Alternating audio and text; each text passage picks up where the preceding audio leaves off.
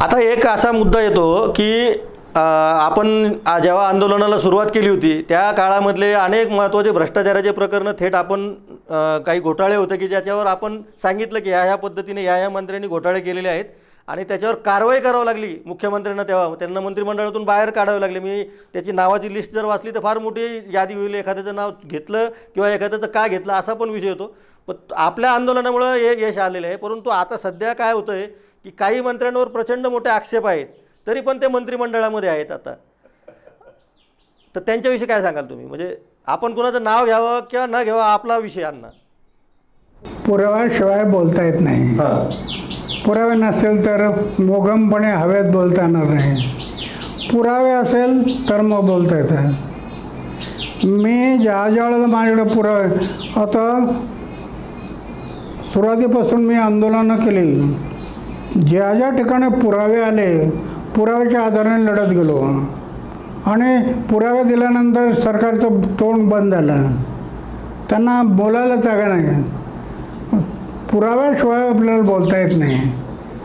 जेवढे पुरावे आपल्याकडे असतील आणि मी जास्तीत जास्त पुरावे जे असतील त्यांच्या मागे लागलो होतो, त्याच्यामुळं भ्रष्टाचाराला मोठ्या प्रमाणावर आळा बसला आहे।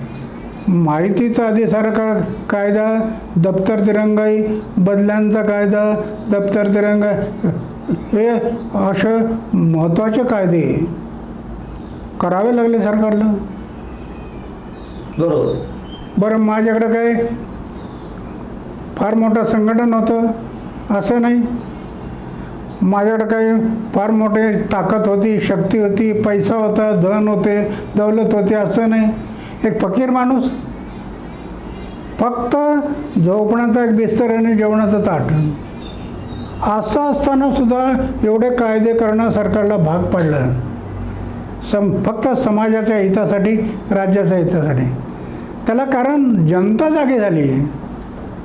ज्या वेळेला मी आंदोलनं केली त्या वेळेला जनता जागी झाली आणि उभी राहिली, कारण ते त्यांच्या हिताचं होतं। माझा ज्याचा काही फायदा नव्हता, लाभ नव्हता, हे त्यांना दिसत होतं, म्हणून ते सहभागी झाले।